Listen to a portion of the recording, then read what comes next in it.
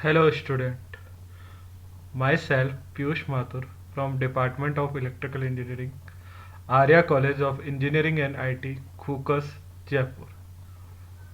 My video lecture is based on subject utilization of electrical power. In previous video lecture, we had studied about introduction of illumination and some important terms of illumination. Now, in this video lecture, we are going to some more important terms used in illumination and laws of illumination. First of all, terms used in illumination. First term is mean horizontal candle power. Its short name is MHCP. MHCP means defined as the mean of candle power of source in all direction in a horizontal plane. If we take any horizontal plane, the sources of candle power, the sum of all the candle power and number of candle power, it means that mean of candle power of source in all direction is horizontal plane. Now, mean spherical candle power, it means that MSCP. MSCP is defined as mean of the candle power of source in all direction in all plane. The main difference between MSCP and MSCP it means then all plane, and MHCP it means then only horizontal plane. If we take any hemispherical source, therefore mean hemispherical candle power MHSCP. MHSCP is defined as the mean of candle power of source in all direction above or below the horizontal plane. If we take a one source and thereby cutting by any horizontal plane or horizontal plate, therefore above or below mean of candle power of source in all direction is called MHSCP. Now next term is reduction factor. Reduction factor is a simple formula, very MSCP upon MHCP. It means that reduction factor of source of light is defined as the ratio of its mean spherical candle power to its mean horizontal candle power. So very simple formula, therefore used reduction factor is MSCP upon MHCP. Now next term is lamp efficiency. Efficiency means output upon input. So we can say that according the illumination, the total illumination flux upon power input is called lamp efficiency. It is defined as the ratio of the total luminous flux emitting from the sources to its electrical power input in watts, and it's expressed in lumen per watt. Uh, the unit of lumen flux is lumen and power input unit is watt. So we can say that its unit is lumen per watt. Now the next term is specific consumption. It it is defined as the ratio of electrical power input to average candle power. So it represents a particular consumption, a specific consumption. Next term is space to height ratio. It is defined as the ratio of horizontal distance between the adjacent lamp to height of their mounting. We know that the many lamp use some of room height, some of industrial factory heights, difference between them. So it is defined as the ratio of horizontal distance between adjacent lamp to the height of their mounting. This is space to height ratio. Now the next term is coefficient of utilization or utilization factor. Utilization means how power consumed to utilize to glow the lamp. It is defined as the ratio of total number of lumen reaching the working plane to the total number of lumen emitting from source. So utilization factor equals to total lumen reaching the working plane upon total lumens emitting from source. This is a very important formula used in numerical of illuminations. Now maintenance factor. Maintenance factor, it means, is related to maintenance of the supply. It is defined as the ratio of illumination under normal working condition to the illumination when everything is clean. So maintenance factor equals to illumination under normal working condition upon illumination under everything is clean. Next is depreciation factor. Depreciation factor is directly relation to maintenance factor, and it's, we know that the depreciation factor is inversely proportional of maintenance factor. It is the defined as the ratio of initial illumination to the ultimate maintenance illumination on the working plane. Its value is more than 1 and maintenance factor value is less than 1 generally. Now the reflection factor or coefficient of reflection. The ratio of luminous flux leaving the surface to the luminous flux incident on is known as reflection factor. In simple form, we can say that reflected light upon incident light is called reflection factor. So there are the most important terms used in illumination. Now we are going to very important part of this unit, laws of illumination. There are mainly two laws of illumination, inverse square law and Lambert cosine law. First of all, we talk about inverse square law. We take the source S and there are the three plates. When the source illuminate, there is the different distance between source to plate. Number one plate is D. So we can say that, so first of all, inverse square law statement. This law states that illumination of surface is inversely proportional to the square of distance between the surface of a and point of source. We can say that if any source illuminate illumination E and there are a distance, so we can say that E is proportional to 1 upon D square. This is called inverse square law.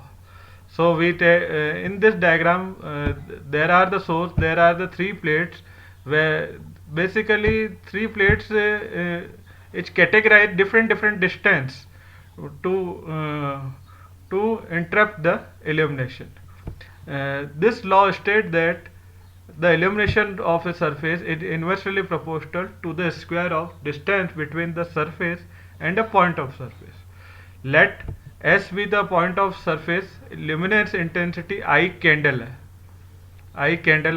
The luminous flux emitting from source crossing the three parallel plates. Number 1, number 2 and number 3. They are connected in parallel.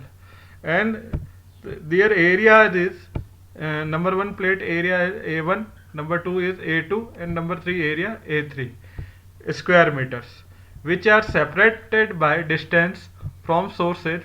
First plate distance from source D, second plate distance from source 2D and third place distance from 3D we can assume.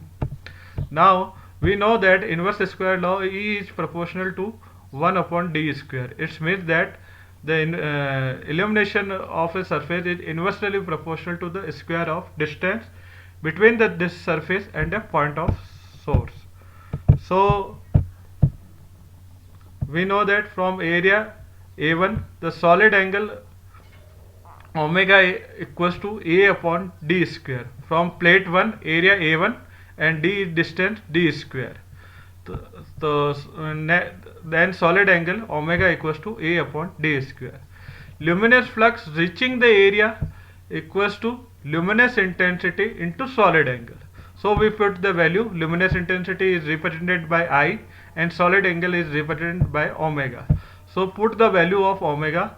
So there are the formula now, I into A upon D square. So illumination of E1 on the surface area A1 is flux upon area. So we can put this value IA upon D square into 1 upon A1. So A1 and A1 are cancelled out. So E1 is equals to I upon D square, lux, because the unit of illumination is lux. Similarly E2, we can change only the distance 2d square, and similarly E3 is 3d square. If we put the all the values, therefore we can say that E1 is proportional E2 is proportional E3, 1 upon d square proportional 1 upon 2d square, 1 upon 3d square.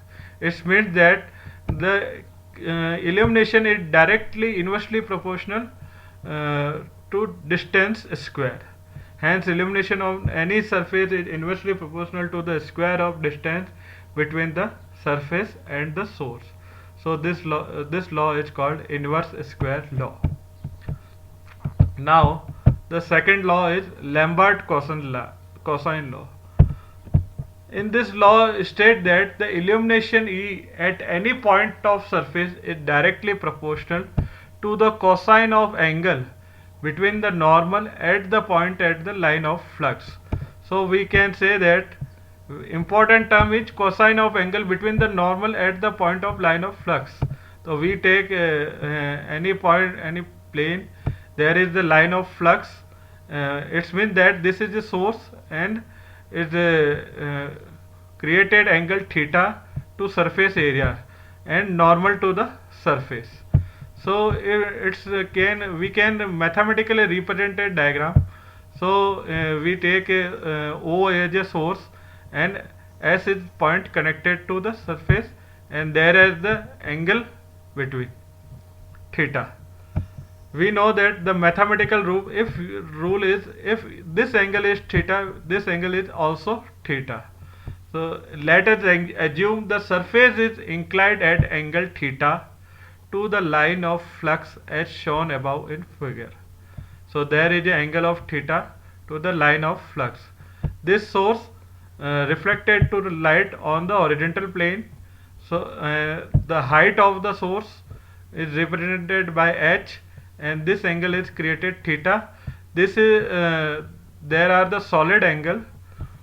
Now let PQ is the surface area normal to the source and inclined at theta to the vertical axis. So this PQ is this source.